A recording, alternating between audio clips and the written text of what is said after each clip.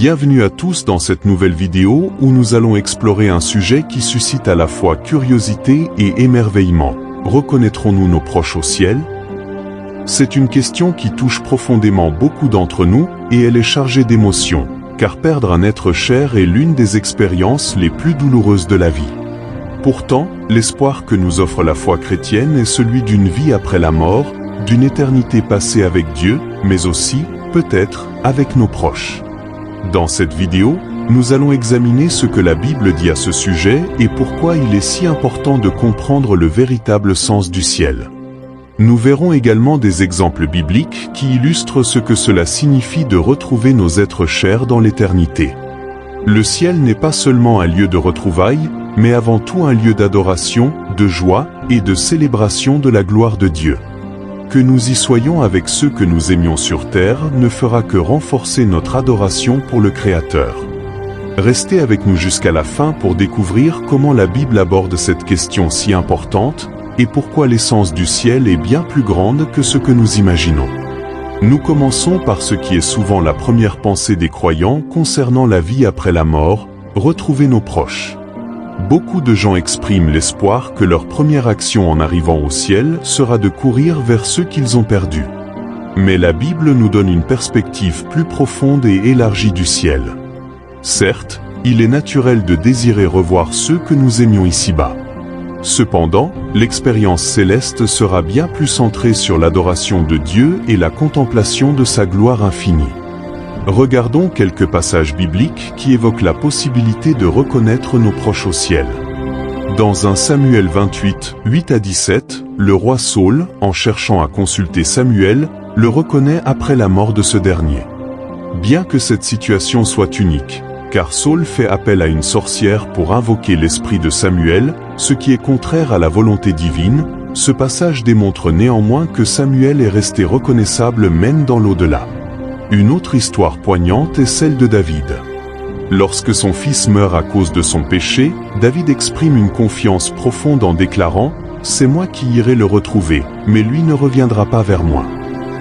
2 Samuel 12, 23.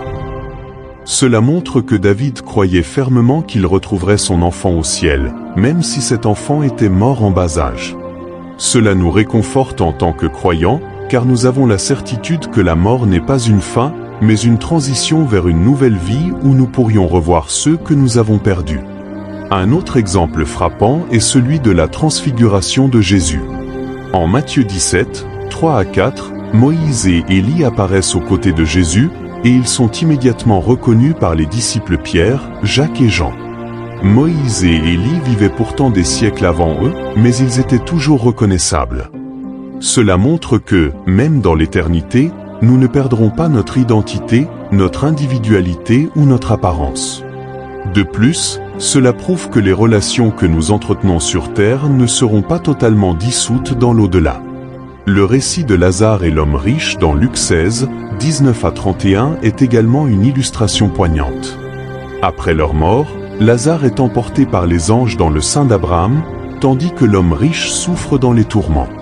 Ce passage montre clairement que les deux hommes sont restés conscients de leur identité, de leurs actions passées et de leur position dans l'au-delà. Cela renforce l'idée que nous aurons la capacité de reconnaître ceux qui nous ont précédés dans la mort. Cependant, bien que ces exemples nous réconfortent en nous montrant qu'il est possible de reconnaître nos proches au ciel, la Bible nous enseigne que notre plus grande joie ne résidera pas uniquement dans ces retrouvailles. En effet, le ciel est avant tout un lieu où nous serons en présence de Dieu, où notre cœur sera captivé par sa splendeur infinie. La Bible nous dit, nous serons semblables à lui parce que nous le verrons tel qu'il est, 1 Jean 3, 2. Cela signifie que la plus grande transformation que nous expérimenterons au ciel sera spirituelle. Notre nature corruptible sera changée en incorruptibilité, et nos corps mortels deviendront immortels, tout comme Jésus après sa résurrection. À plusieurs reprises dans le Nouveau Testament, Jésus est apparu à ses disciples après sa résurrection, et ils l'ont immédiatement reconnu. Par exemple, dans Jean 20, 16, Marie-Madeleine reconnaît Jésus lorsque celui-ci l'appelle par son nom. De même, les disciples sur le chemin d'Emmaüs finissent par reconnaître Jésus lorsqu'il leur partage le pain. Luc 24, 30 à 31. Ces récits nous montrent que la reconnaissance de nos proches au ciel n'est pas seulement une espérance humaine, mais une réalité appuyée par les Écritures. Néanmoins, ce qui sera le plus extraordinaire au ciel, c'est la possibilité d'adorer Dieu ensemble avec nos êtres chers. Imaginez le bonheur de louer le Seigneur aux côtés de ceux que nous aimions sur terre, dans une harmonie parfaite et une joie sans fin. Ce sera une célébration éternelle de l'amour de Dieu, de sa grâce et de ses merveilles. C'est ce que nous enseigne l'Apocalypse, ils chanteront un cantique nouveau devant le trône. Apocalypse 14, 3. Les cantiques d'adoration que nous chanterons au ciel surpasseront tout ce que nous avons pu expérimenter ici-bas. Cela ne veut pas dire que nous oublierons nos relations terrestres ou qu'elles n'auront plus d'importance. Au contraire, nous serons comblés de joie de pouvoir adorer Dieu ensemble, entourés de ceux que nous aimons. Mais cette joie sera transcendée par la gloire de Dieu, qui sera le centre de toutes nos pensées, de toutes nos actions et de toute notre adoration. Enfin, il est important de se rappeler que la véritable promesse du ciel ne réside pas seulement dans les retrouvailles avec nos proches, mais surtout dans la plénitude de la présence de Dieu. Tout ce que nous avons connu de bien, de beau et d'aimable sur terre ne sera qu'une ombre comparée à la réalité du ciel. Ce que nous attendons avec impatience, c'est la rencontre avec notre Seigneur et Sauveur, Jésus-Christ. Comme le dit l'apôtre Paul, « Pour moi, vivre c'est Christ, et mourir est un gain » Philippiens chapitre 1, 21. C'est cette union avec Christ qui sera notre plus grande récompense. En conclusion, la Bible nous donne des raisons solides de croire que nous serons capables de reconnaître nos proches au ciel. Que ce soit à travers les exemples de David, de Samuel, de Lazare ou encore de la transfiguration, il est clair que notre identité persiste après la mort. Mais au-delà de cela, le ciel est bien plus qu'un lieu de retrouvailles, c'est un lieu d'adoration infinie de Dieu.